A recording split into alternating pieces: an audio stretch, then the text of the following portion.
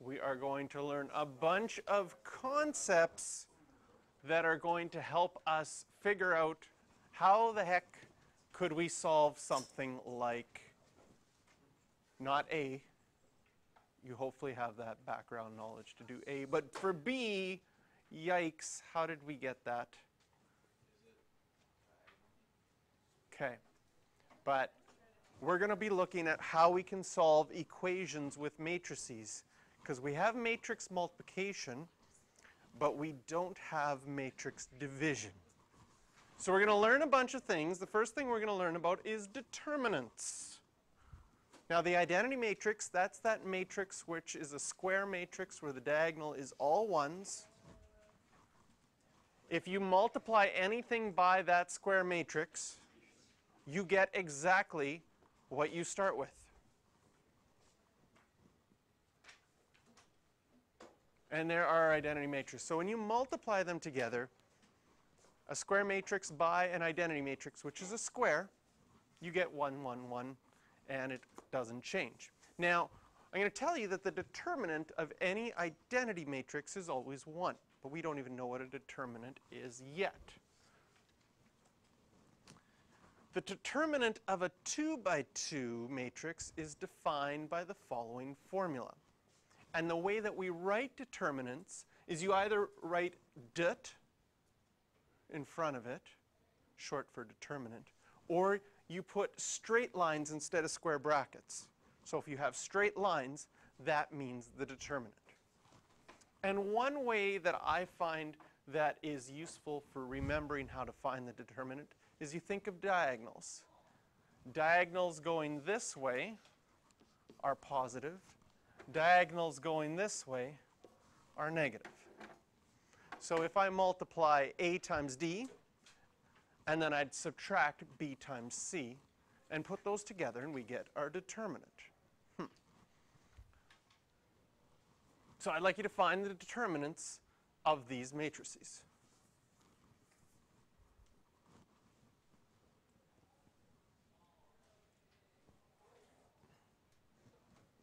So the first one, if you multiply this way, you're going to get 8. If you multiply this way, you're going to get negative 9. This way you always make negative, and so you would have 8 minus a negative 9. The determinant of this one is 17. And that number should mean absolutely nothing to you at this point. If we figure out the determinant of this one, well, this way is 36. This way is 36, but then you always make that one negative. And this one has a determinant of 0, which also means nothing to you yet. So then we learn some other information. We can only find determinants of square matrices, and we now know how to find the determinant of any 2 by 2 square matrix. Now, matrices that have a determinant of 0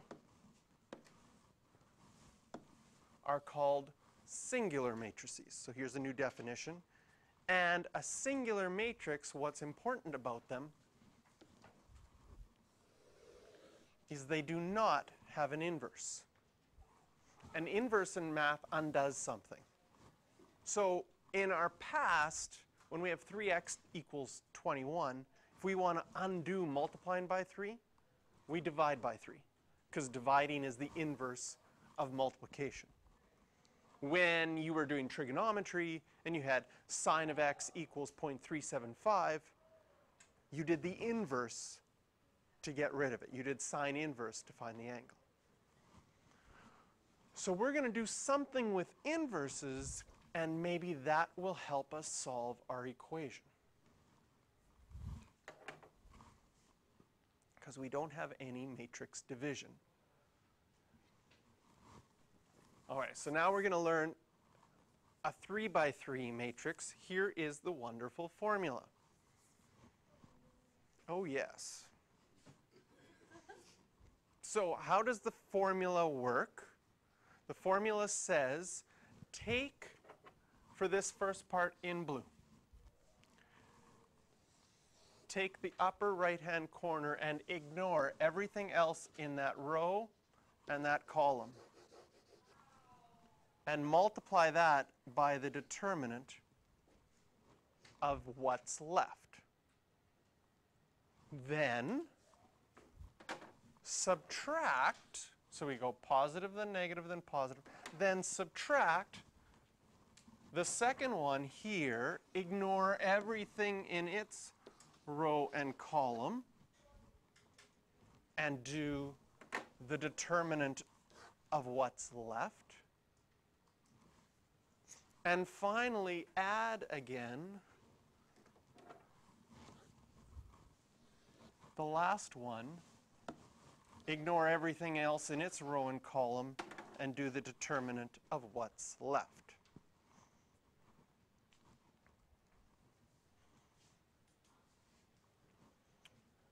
Do we use this formula very often? No, because I'm going to show you a shortcut for this formula. Okay, I'm not sure how much better the shortcut's going to be.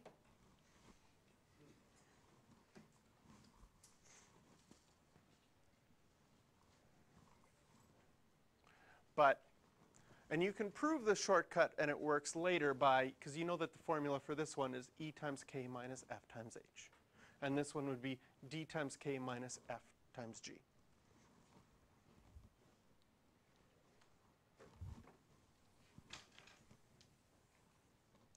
So the shortcut and what we're going to do is if you had a matrix A, B, C, D, E, F, G, A, whatever. Wow. I'd never noticed my alphabet was off. Okay, that's all right. HK.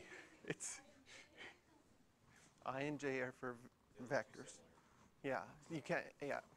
And I am prejudiced against letters with dots.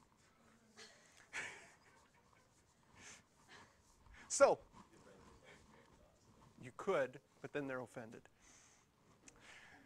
What you do is you take your first two columns and rewrite them. So you notice how I have this column ADG? I rewrite that again right there. And how I have this column, whoa, BEH, I rewrite my first two columns, not my third column. So I rewrite my first two columns, and then we do diagonals again. This way, this diagonal, and this diagonal. All three of those, so this would be Aik, Bufuga. Oh, that's a J with a dot, yikes. There we go, Bufuga. And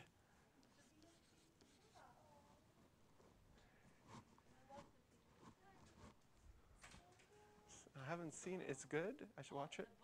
Oh, I haven't seen it, but there's a movie now too, right? I haven't watched it either. So we do that way positive, then we do the other diagonals. So that would be seg plus afaha plus bidika. And all of those ones we're going to make negative. So we're going to have our one diagonal, add them all up, our other diagonals, add them all up, and we're going to subtract just like we did with our first one. So the idea is similar to this idea where we have positive and negatives, but now, okay, you don't have to memorize those letters.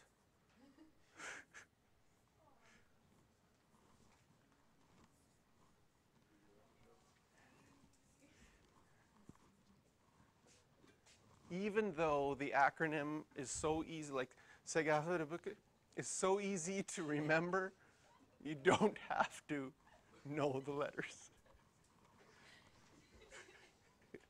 Yes. Some of you will probably name your first child that. Okay. So we want to find the determinant of this. We're not going to use the formula. We're going to use the columns method. We rewrite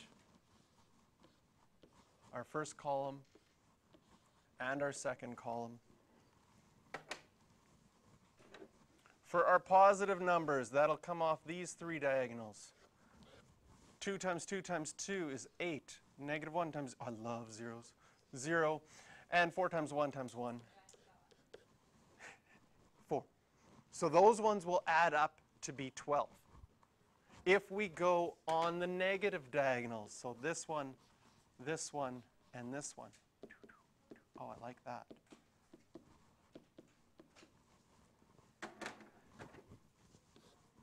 Two times 2 times 4, that's 16. 1, I love zeros, 0. And 2 times 1 times negative 1 is a negative 2. And so what we're going to get is with our positive ones, we get 12. Then we're going to subtract what our negative ones add up to. They add up to 14. 12 minus 14. This one has a determinant of negative 2. Of course, on your calculator, there is a determinant button as well. So you can plug this matrix into your calculator and do determinant and figure that out as well. But this is how you would do it on a non-calculator part. Here's another one, lots of zeros. Yes. So rewrite 3, negative 2, 4, 0, 1, negative 2. Our positive diagonals, 0, 0, 12. Our negative diagonals, 12. Negative 30, 0. And so we will get 12 minus a negative 18, which is equal to 30.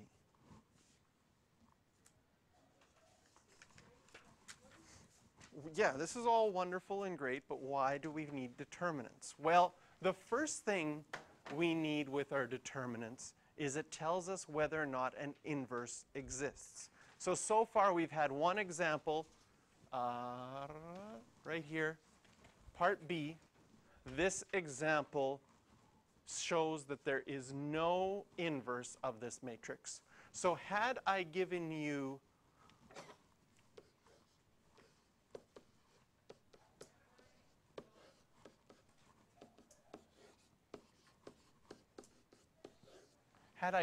this, you could now say there's no solution. Because there's no inverse of this, we can't solve this. Okay.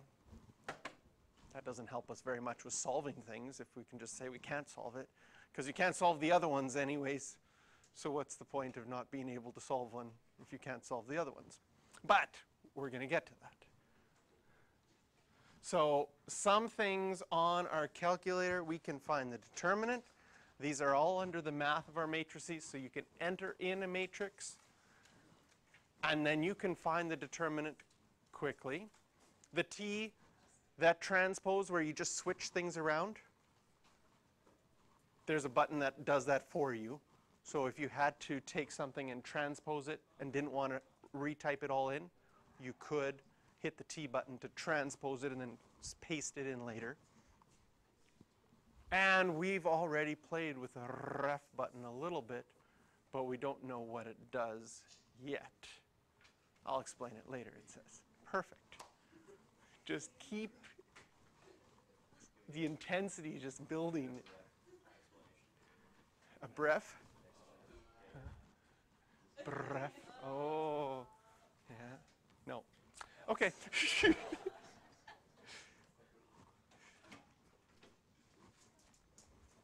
Yeah, see you later.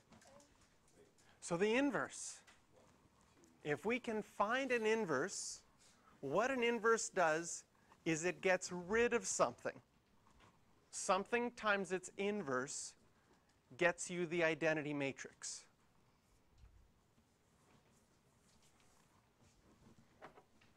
So basically now I'm going to ask you something like, if I had 2, 1, 3, 5 times by something and it equaled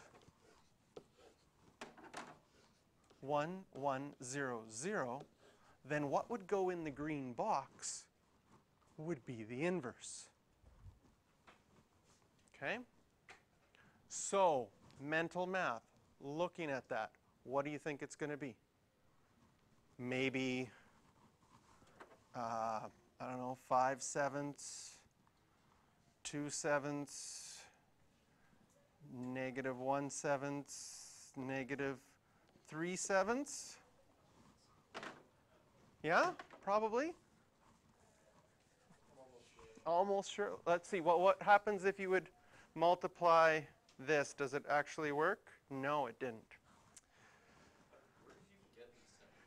I just was, because 2 + 5 is 7? I'm not sure. Okay. Well, just quick check. No, it didn't work. So 7s must not be it. So 1 + 3 is 4, so it should probably have been quarters. So the question is, well, where can we get these values from? Okay. So, but this is what we want to find.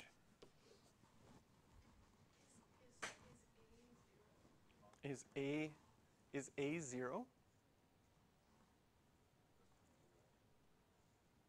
No. It's just not. Okay.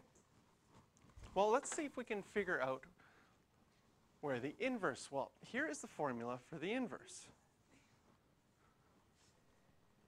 To find the inverse of a function, you have to do 1 over AD minus BC. Where is this from? That's the determinant. So let's put that on front. What's the determinant of this one? 10 minus 3, 1/7. Ooh. And then the A and the D, you do a switcheroo.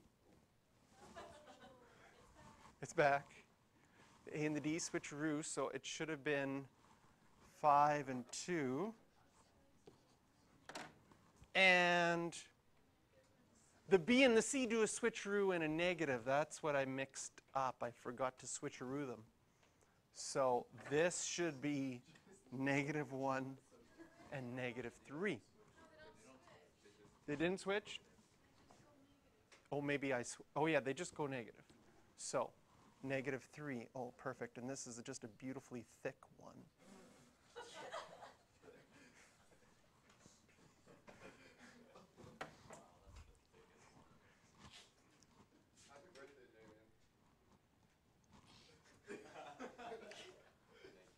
Oh, and that is what I had to begin with. Huh. Sadly, it did work. Just interesting. But I think because we didn't write the one thick before, that's probably what threw me off. You always have to write the number in the top right-hand corner thickly. Right? Okay. So you can either write it this way with the AD minus BC, or you can think of that determinant as being out in front. So these two get switched, and these ones just become negatived. Yes. Negatized? Yeah, you like negatized? Okay, so the one diagonal, which is your negative, right, when you did the determinant, that was your negative diagonal already, so it makes sense that it would become negativized. And then the other one switches. Okay. So let's find the inverse of these. The determinant is going to be 6 minus 5. It's going to be equal to 1. So our inverse, so I'm going to call this matrix A, because it's part A. And then my A inverse will be 1 over 1, which I wouldn't have to write out in front, but just so that I do 1 over the determinant. Switch these ones, and I'm going to have a tough time remembering negatize. Negatize? We took out the V in there. It's just negatize? Or negativize? What, like I'm negatize? Magnetize with, yeah, that's not going to help. Okay, negatize. Sure. And right, as per before, make sure that your number is thick in the top right-hand corner. Right. It's going to be on the exam, right? Right. I would, as soon as you start your exam, I would put that down right at the top of your exam so that you. There's no K in there. It's 2 C's. 2 C's. Okay, we're good. All right. Part B. So I'm going to call this one matrix B. Matrix B, our determinant of matrix B is equal to 3 minus nothing is 3. So our inverse will be 1 over 3, switcheroo, and negatize, and thickenize.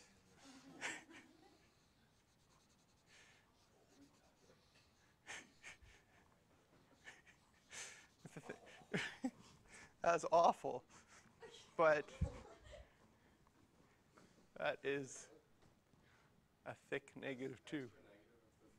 It's extra negative if the negative sign is bigger. Awesome.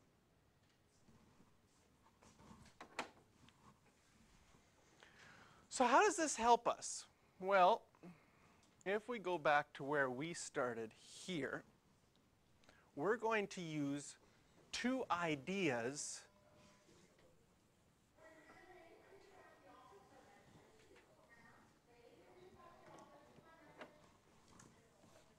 we still don't know what x is, but the idea says if we can find an inverse, and I'm just going to, let's find the inverse of 2, 5, 1, 3. It's going to be 1/7, switcheroo, negativize, thickenize.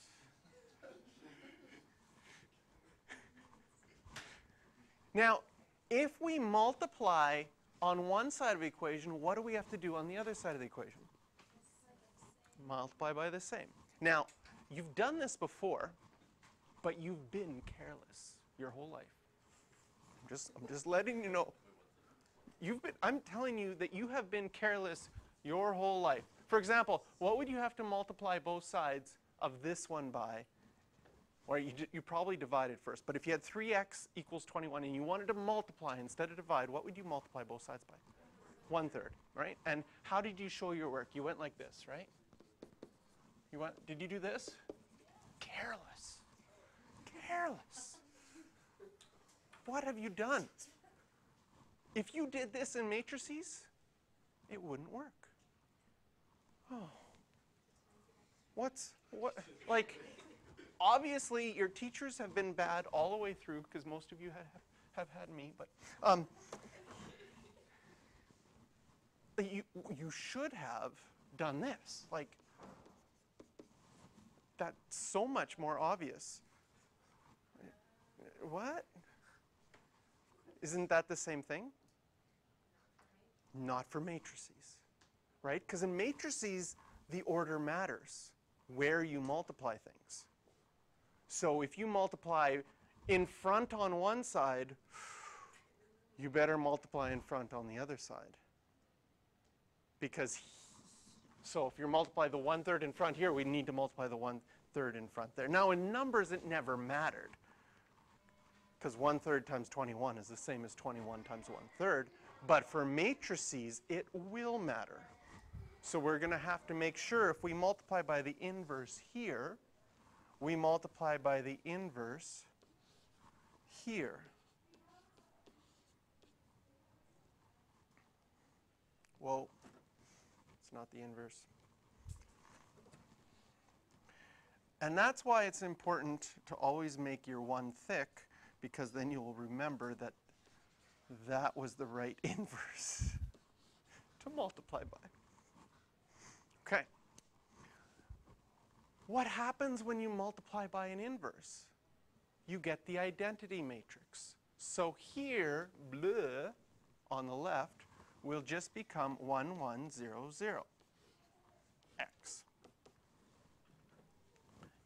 And anything multiplied by the identity matrix is just itself.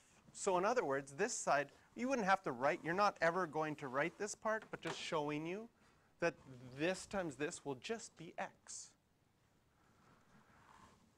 And then here you just have to follow your matrix multiplication. I strongly advise not to multiply the fraction in to begin with. Work without. So take your 5, thick -1, turn, rotate, bang. Just keep that 1/7 out there. What are you going to get? You're going to get -7. This one, switch, 5 times 17, ooh, right? Oh well, 85 minus 50 is going to be 35. -3 here would be -3 plus 24 would be 21. And -51 plus 149. And then when you 1/7 those,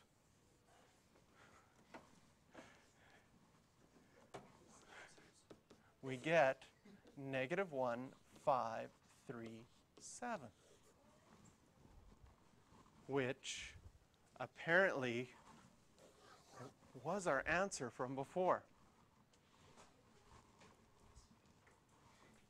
Whew. This is weird math? Yes. Okay. So our determinant will tell us whether or not an inverse exists. Our inverse, this is weird that my example I just made off the top of my head was the same numbers as was the example to begin with. That would appear to be well planned in a lesson, but I will tell you right now that that was pure coincidence. Okay? But when you multiply something by an inverse, and it doesn't matter where that inverse is, the inverse can be here, the inverse can be there. It's still equal to the identity. But the problem with an equation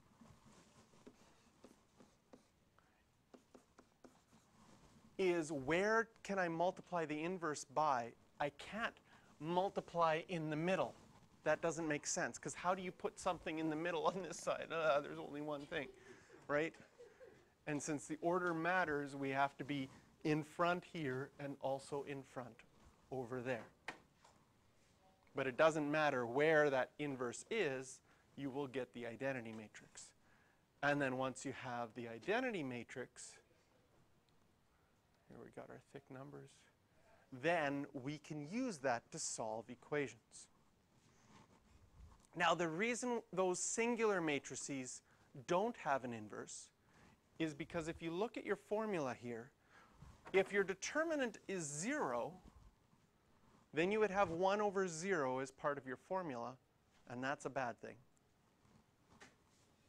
because you don't want to be dividing by 0. Okay, so that's why singular matrices have no inverse.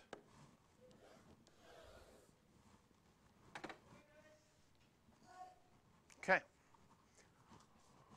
We will have to find our inverse for 2x2s by hand. For 3x3s, we're going to use our calculator to find the inverse. There is a nice complicated formula for the inverse of a 3x3. You can look it up online, and Once you get to page 6, you can decide, yeah, I'm happy to use my calculator to do it instead. That's fine. But you enter your matrix in, and then you just push your inverse button. So let's go. Do I have any matrices in this calculator right now that are square? Let's make one square. Edit. Let's make this a 4 by 4. Perfect. And 7, 1. Quick mental math. Is the determinant of that equal to 0? Probably not. So now we can go second matrix, take that matrix A, which is a 4 by 4, and hit the inverse, that's squared, hit the inverse button. Wow. Attempt to hit the inverse button. There we go. And we can find the inverse of our equation. Obviously, those are nice numbers to work with. We can hit the math fraction button, which is really cool because it can even take whole matrices and turn them into fractions. Whoa. Yes.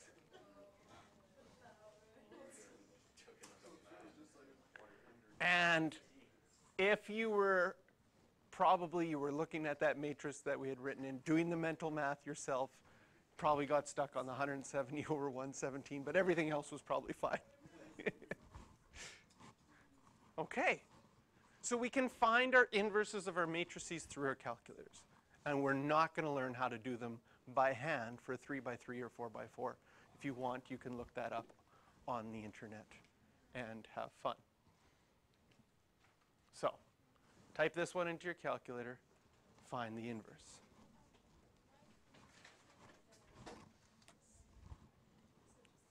So if you hit math fraction after the decimal, you'll get the fractions as an answer.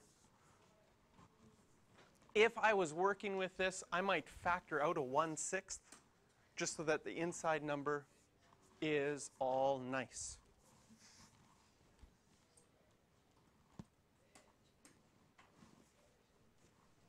Do you know how to quickly factor out a 1/6 on your calculator? If you just times this by 6, that would give you all the numbers that would be like factoring out a 1/6.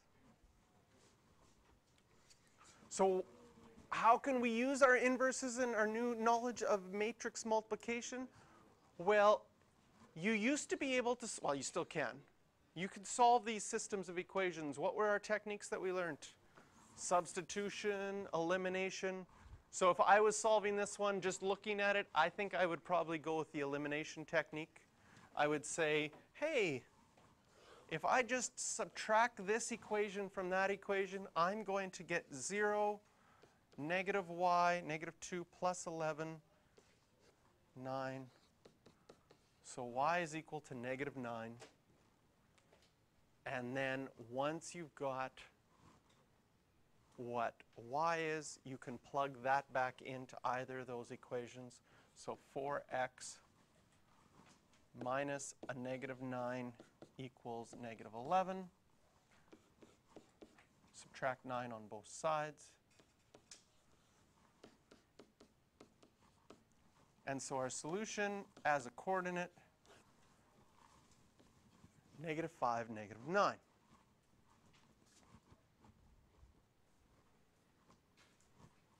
We are now going to learn that we could use matrices to solve this.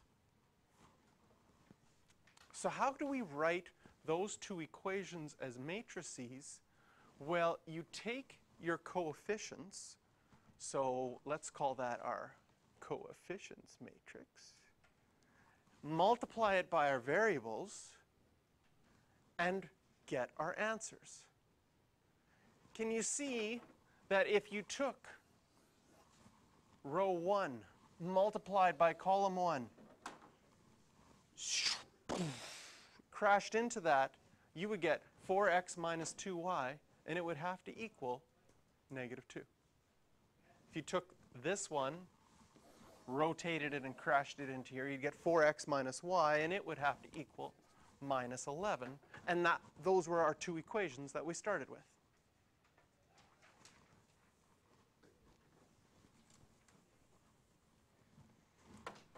So if we want to solve for xy, all we're going to need to do, basically, in matrices, I've got matrix A times x, which I want to solve for, is equal to matrix B. If I could multiply both sides by A inverse in front, then x is going to equal A inverse times B. And we'll be able to use that to solve. So what does that look like for our matrix equation? Well, first of all, we could write it out. It's going to be 4, negative 2, 4, negative 1 times xy equals negative 2, negative 11.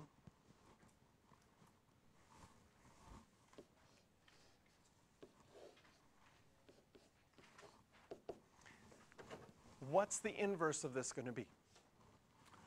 Negative 4 minus a negative 8. Our determinant is 4. Switcheroo. And I'm not going to get that right. Negatize. Yeah, it was good. Negatize. Thickenize. All right.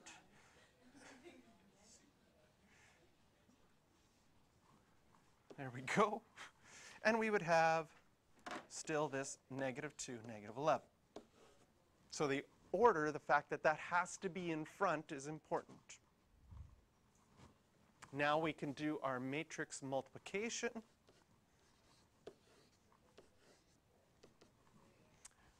Rotate and crash. I'm going to keep the 1/4 out in front. This is a 2 by 2, right? Multiplied by 2 by 1. The middle numbers match. My outside numbers would mean that my answer here should be a 2 by 1. Negative 1 times 2 is 2, minus 22, negative 20. 8 minus 44, negative 36. And if you multiply that by that 1/4,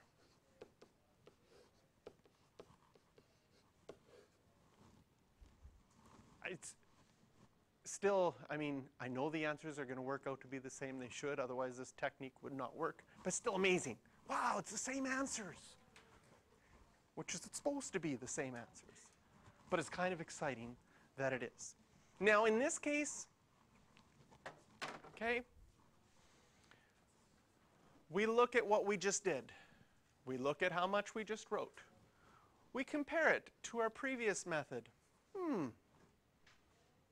And we might still like the method we learned from before because it is a little bit less work and there's less to it, but maybe later on there's going to be some benefits to matrices. But right now it's just, first of all, I've got to change it, write it a different way. Then I've got matrix multiplication, which is not easier whatsoever than regular multiplication. It's more complicated. But it does work out to give us the same answer.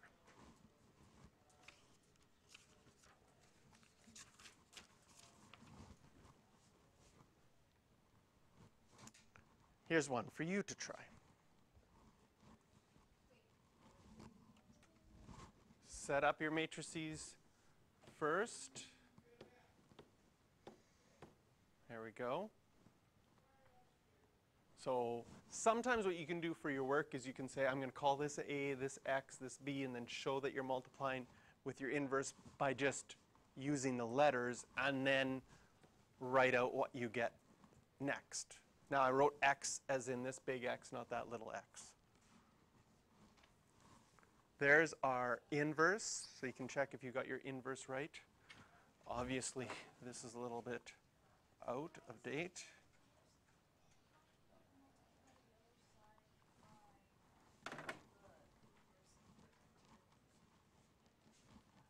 Why do you multiply the other side by it? Well, here's our inverse, right? Here's our inverse here. And if we do that to one side of the equation, what you do to one side of the equation, you have to do to the other side of the equation. With the 1/5 out in front, yes. Because your inverse is 1 over the determinant times the switcheroo negatized thickness thing. Yes. So it's like, yeah, there's just like this little 1/5 times. It's like a scalar multiplication out in front.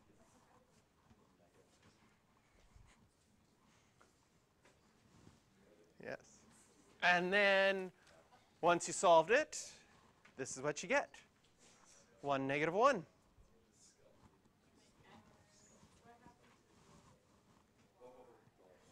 Well, this is x as in the matrix X, which you could write as xy. I just made this a big X. And big X represented little x and little y. Yeah, just...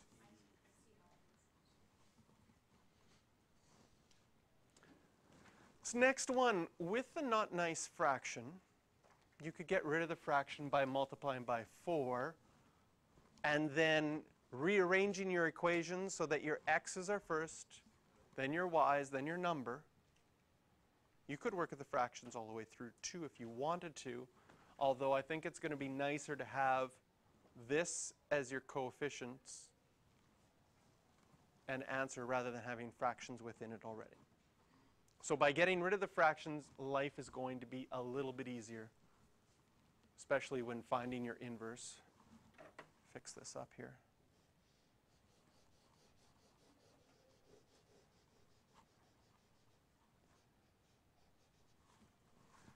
Love it.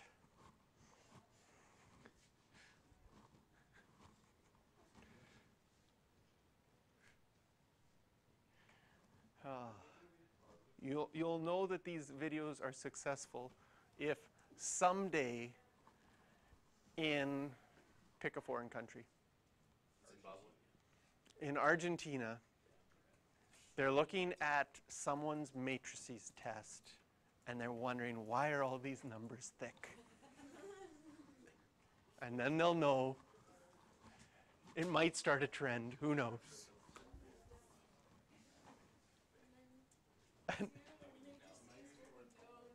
They might use bold in textbooks, but the real word, if they go back to the source, will be thick eyes. Thicken eyes. Whoa! I guess that is not a good use of animations.